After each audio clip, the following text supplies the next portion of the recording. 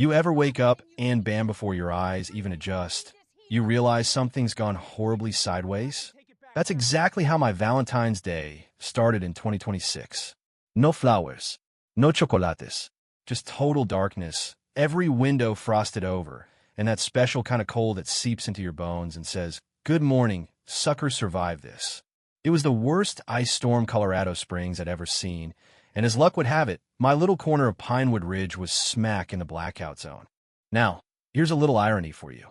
My neighbor, Brenda, our infamous HOA president, was probably out there patrolling with her rulebook like some wintertime mall cop, blissfully unaware that the guy freezing in his living room next door, that's me, Peter Donovan, and I just happen to own the company trying to get the lights back on for half the city. Rocky Mountain Power Solutions. That's my baby. Second biggest utility outfit in Colorado, but you'd never guess it, seeing me hunched over a cold cup of coffee in sweatpants, eating a breakfast bar that tasted like cardboard. I don't exactly advertise what I do for a living. I keep to myself. I drive a plain old pickup, wave at the neighbors, mow my lawn, nothing flashy. I'm not hiding, but I like the quiet. I like knowing that nobody's watching me, especially in a neighborhood where the biggest drama used to be who let their dog poop on whose lawn. But that morning, that was something else.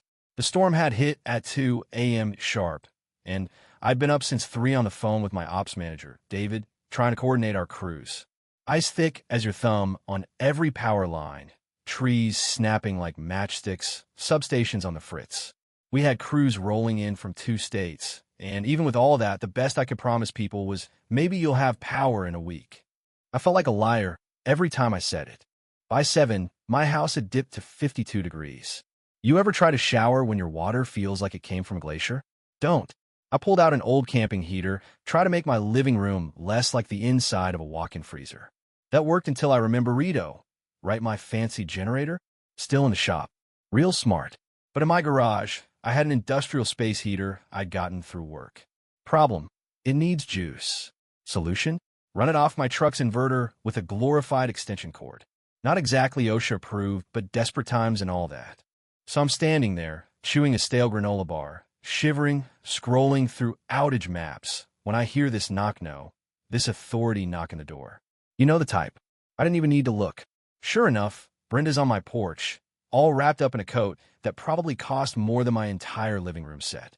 She's flanked by 2 other HOA enforcers, Susan and, I think, Linda.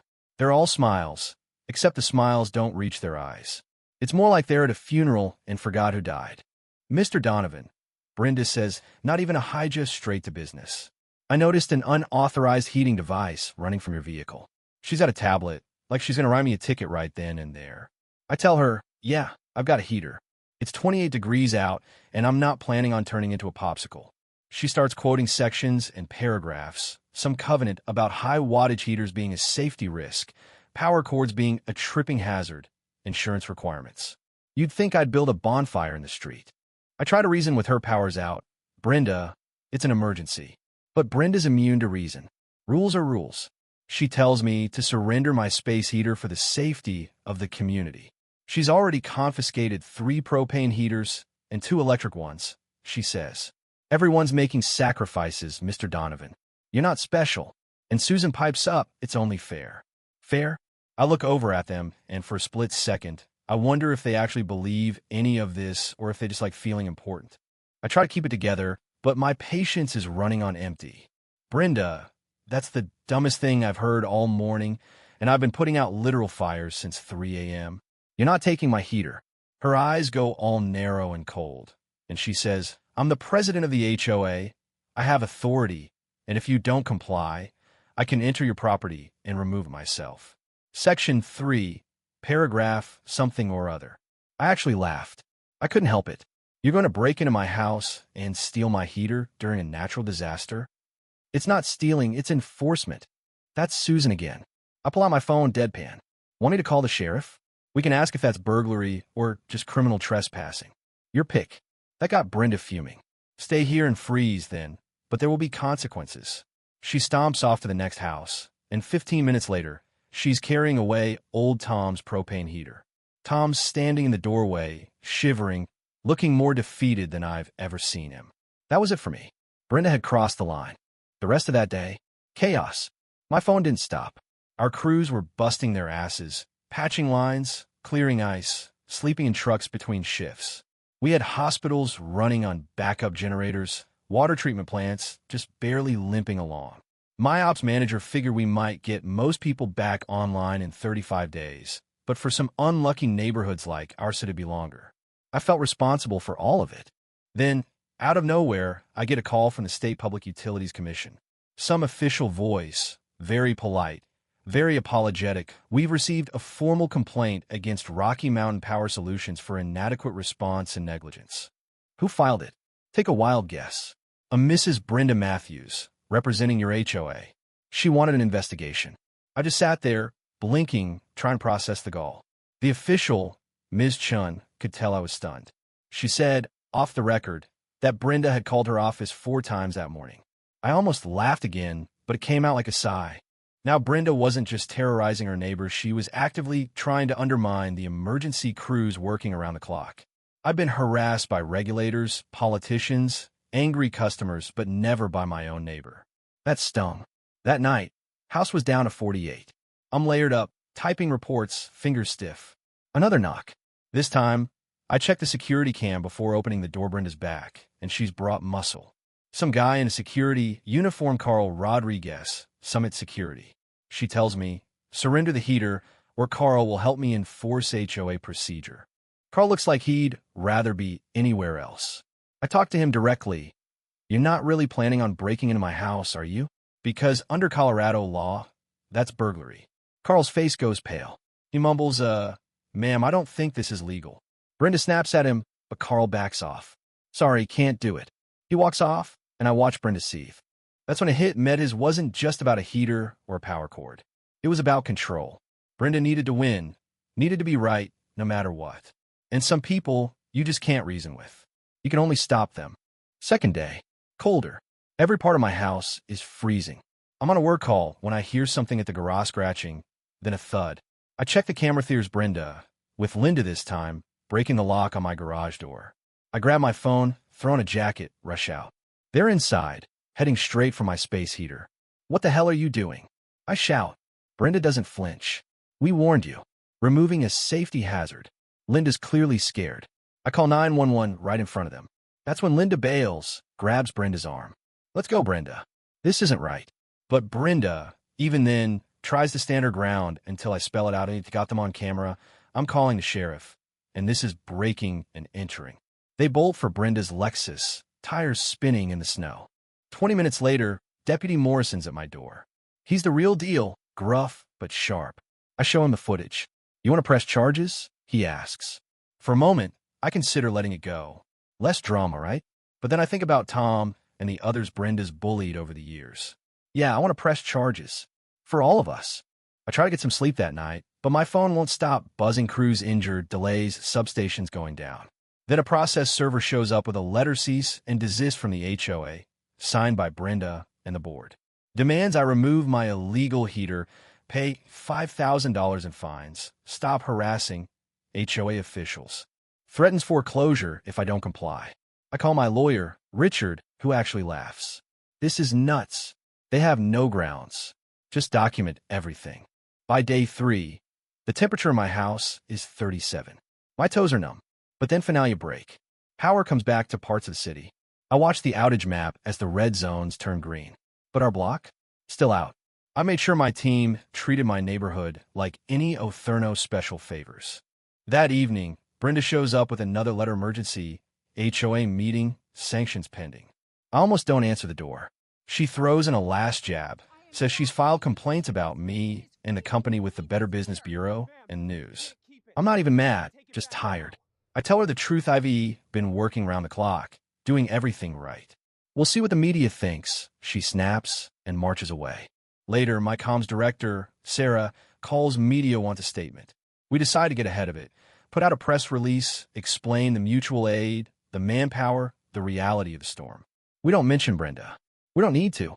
That night, I sleep in my truck, using the heater for a few hours rest. The meeting is at 7 sharp. Clubhouse is packed. More people than I've ever seen at an HOA meeting, probably there for the spectacle or just for the heat.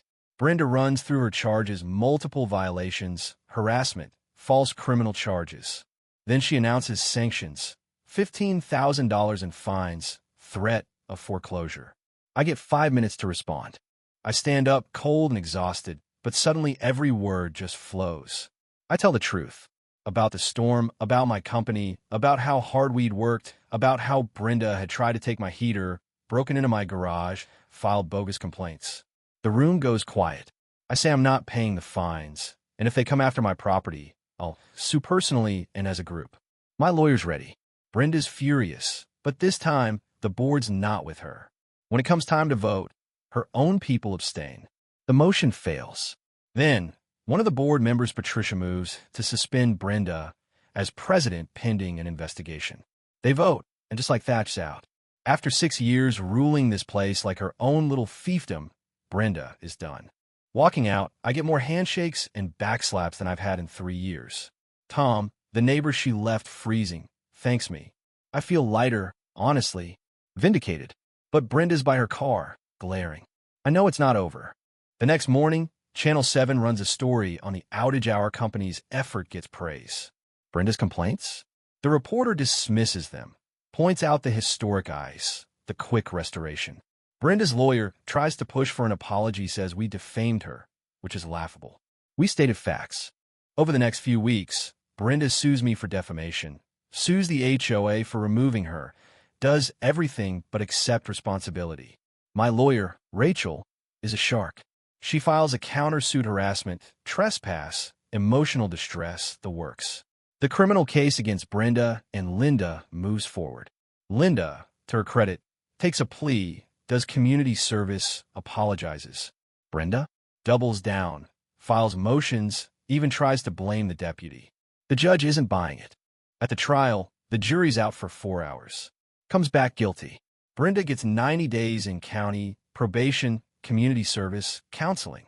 The judge spells it out: she abused her position, failed as a leader, failed as a neighbor.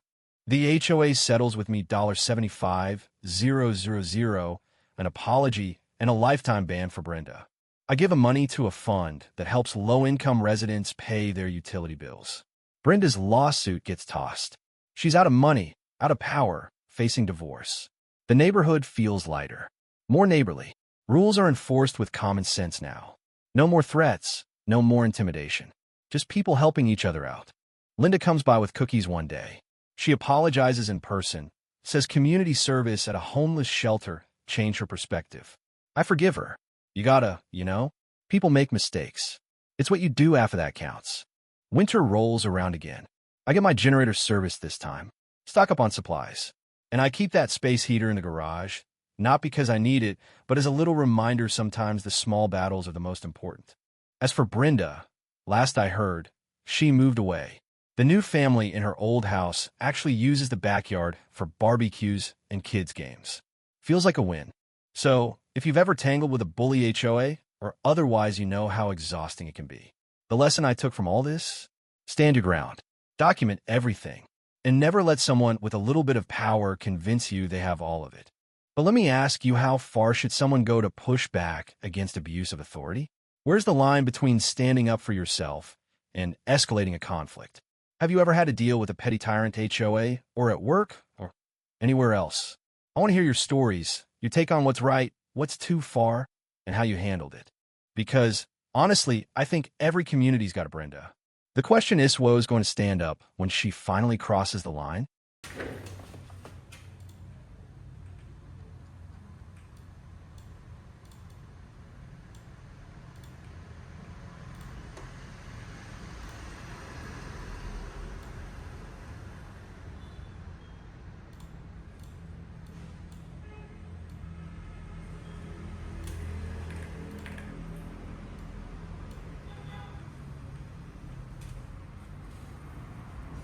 Cảm ơn tất cả các bạn đã xem video.